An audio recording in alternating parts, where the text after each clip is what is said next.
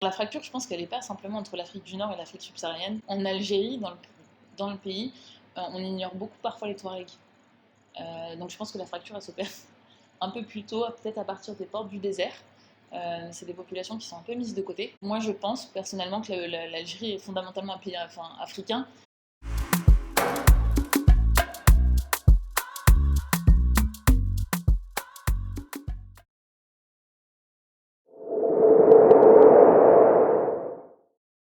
Je m'appelle Iman, j'ai 24 ans, je suis actuellement en Master 2 en droit international économique. En parallèle, j'ai créé une plateforme d'hospitalité qui s'appelle Trip Karam. Elle est accessible partout dans le monde et elle est basée sur le principe d'hospitalité dans la tradition musulmane. Donc c'est totalement gratuit. Le voyageur est hébergé gratuitement partout dans le monde.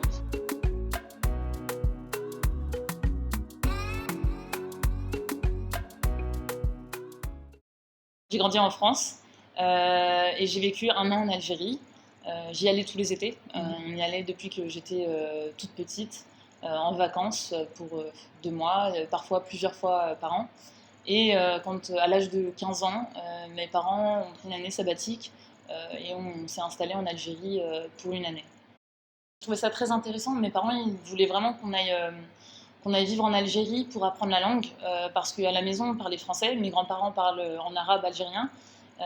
Mais on comprenait un peu. J'ai des petites sœurs. Enfin, à l'époque, j'en avais une seule. Mais pour s'exprimer, c'était un peu difficile.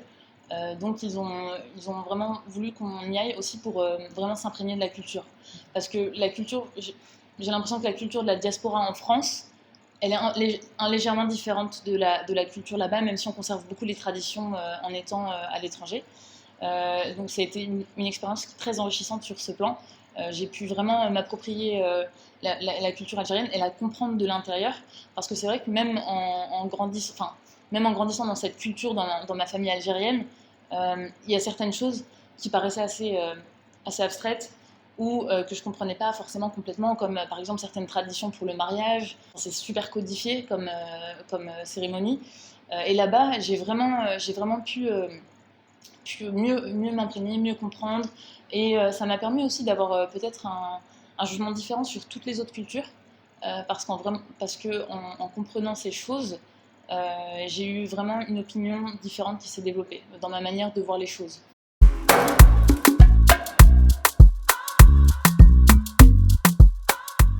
Donc j'ai fait ça avec un ami d'enfance qui s'appelle Ilyes.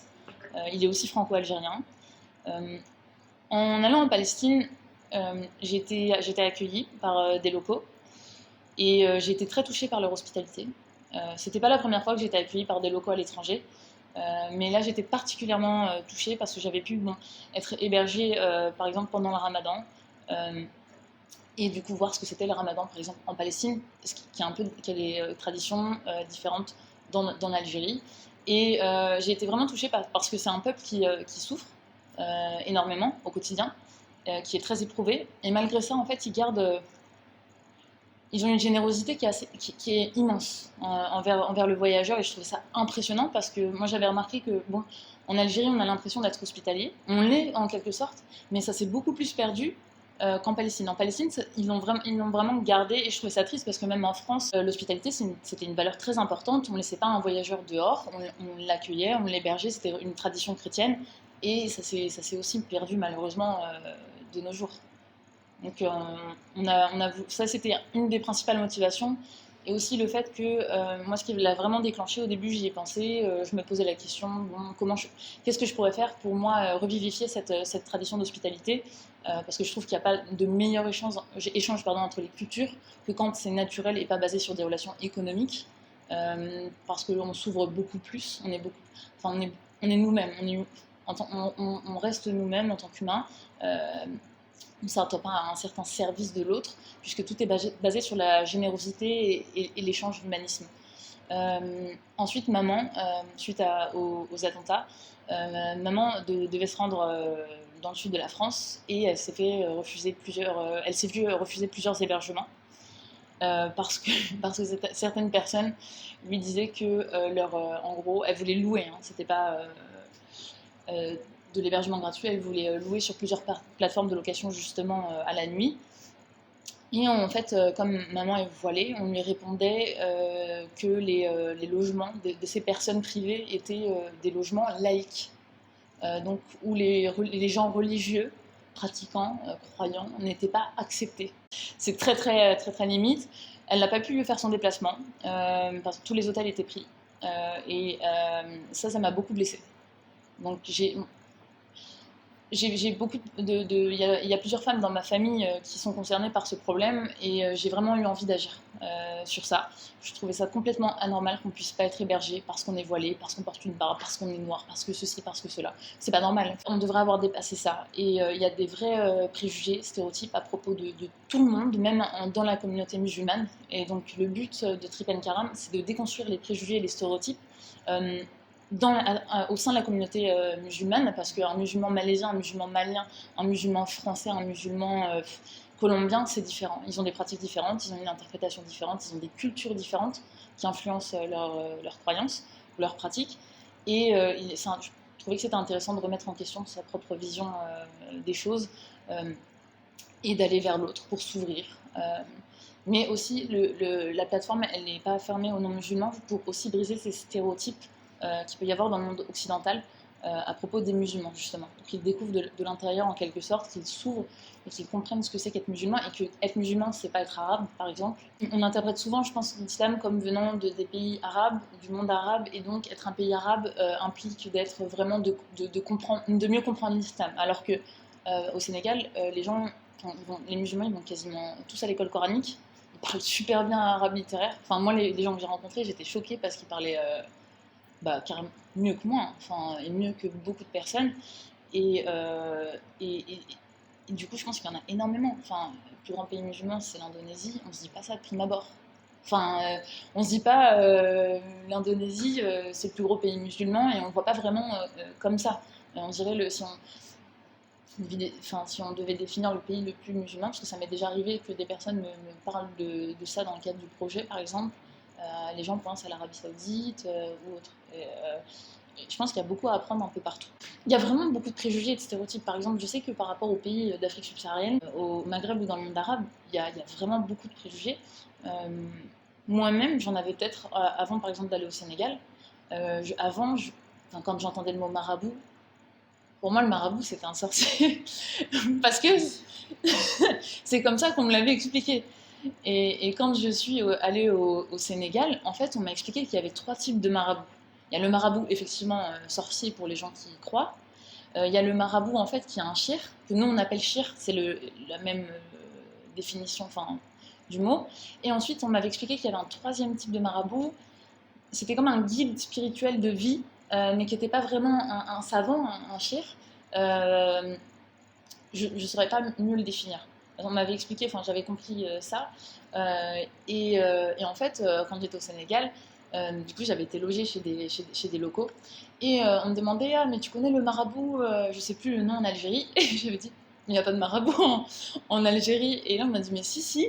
Et du coup je comprenais pas parce qu'on m'en avait jamais parlé. Et en fait en recherchant j'ai compris que le marabout c'était l'équivalent des saints pour nous, en fait, ce qu'on appelle des fois des chiens. Et du coup, je pense qu'il y a vraiment beaucoup oui, de préjugés.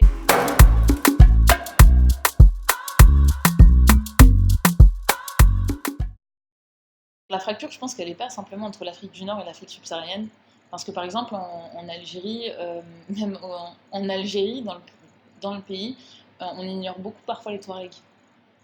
Donc je pense que la fracture, elle s'opère un peu plus tôt, peut-être à partir des portes du désert. C'est des populations qui sont un peu mises de côté. Euh, Et moi, je pense que l'Algérie est un pays. Moi, je pense personnellement que l'Algérie est fondamentalement un pays africain. Euh, la communauté Touareg, elle n'est pas seulement en Algérie, elle est au Niger, elle est au Mali, elle est en Libye. Enfin, il y a des échanges, il y a toujours eu des échanges, que ce soit économique, culturel, religieux. Il y a des mouvements, il y a des flux. Je pense que c'est vraiment impossible intellectuellement d'opérer une fracture en étant sincère.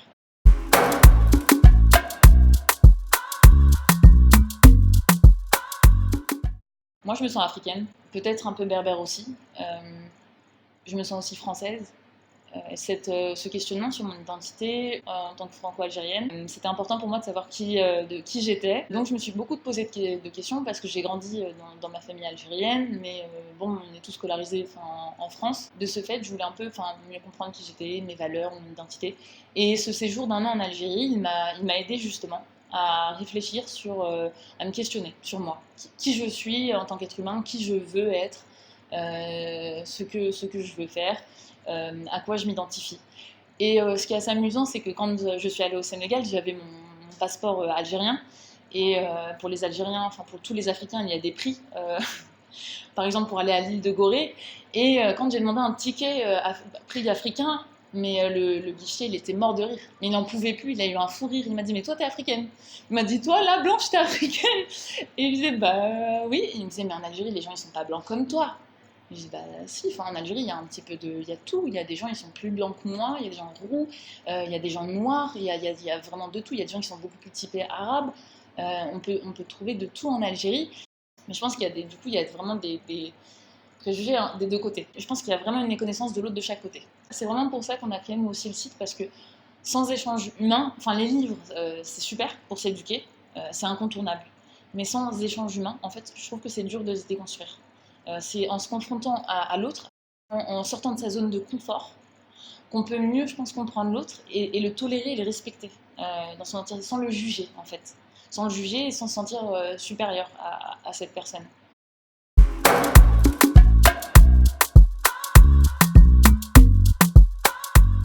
L'araficanité, c'est pas moi qui l'ai inventé. Moi, j'ai découvert ce mot dans la chanson de Fianso avec Maître Gims, Arafricain.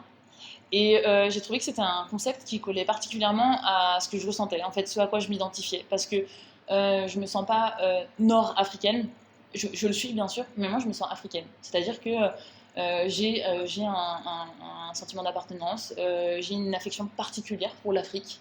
Enfin, par exemple, j'aimerais mener des actions humanitaires plus tard, apporter d'autres choses, contribuer au développement de pays, peu importe ce que je peux faire, ce qui est en mes capacités. Et l'Afrique, c'est un continent, moi, qui me toucherait plus particulièrement parce que je me sens africaine. Bien sûr, si on me propose d'aller en Asie, en Amérique latine, peu importe, j'irai selon les opportunités. Mais l'Afrique, c'est vraiment, moi, j'aime l'Afrique. J'ai envie que l'Afrique se développe, aille mieux, soit indépendante. C'est vraiment quelque chose d'important pour moi. Donc je me sens les deux. Je me sens arabe, africaine. C'est parfait.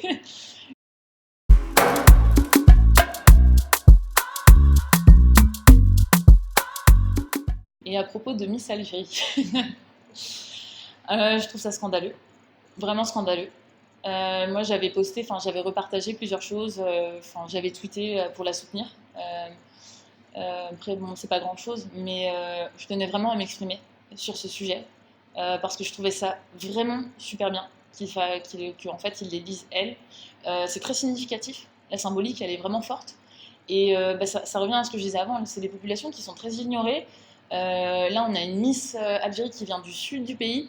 Moi, je trouve ça extraordinaire. Je trouve ça super. Ça va permettre de sensibiliser les gens, les Algériens, au fait que l'Algérie, c'est pas seulement le nord, la Méditerranée jusqu'au bord du désert, c'est beaucoup plus.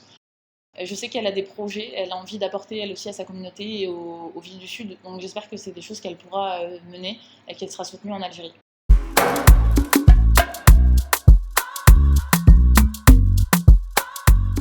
Non, j'en suis ravie. J'ai recherché des billets d'avion, c'était trop cher. Et j'aurais beaucoup aimé y assister. Je suis contente, je suis vraiment contente. C'est en fait depuis un moment déjà, je pense, parce que depuis que je suis petite, bon, il y a eu la décennie noire, quand j'y allais, c'était en cours. Mais les gens étaient très traumatisés suite à ça. Donc malgré le fait que mon Bouteflika, c'est quelqu'un qui est apprécié par le peuple, je pense. Il est pas haï, les gens en ont marre par contre, parce qu'il y a d'autres choses derrière. Il n'y a pas que lui qui dirige le pays. Et on parle de révolution sociale depuis un moment déjà. Parce que moi, j'aurais bien aimé m'installer en Algérie. C'était un projet personnel, mais plusieurs personnes m'ont dit bon, attends un peu, ça va exploser en Algérie. Attends, et je connais plusieurs personnes qui ont aussi attendu en fait pour s'installer parce qu'ils avaient peur qu'il y ait un moment où il y ait une fracture. Le peuple se révolte et que ça finisse en fait comme dans les années 90, ou pire. Donc je suis vraiment contente que ça se passe aussi bien. Je trouve ça assez extraordinaire pour un pays africain. C'est beau. Et j'espère que ça va donner beaucoup de force et d'espoir aux autres pays. Je sais que l'Algérie est en train de devenir un modèle en termes de manifestations, justement pacifiques. Et enfin, j'espère que ça va continuer à bien se passer, surtout parce que c'est pas fini du tout.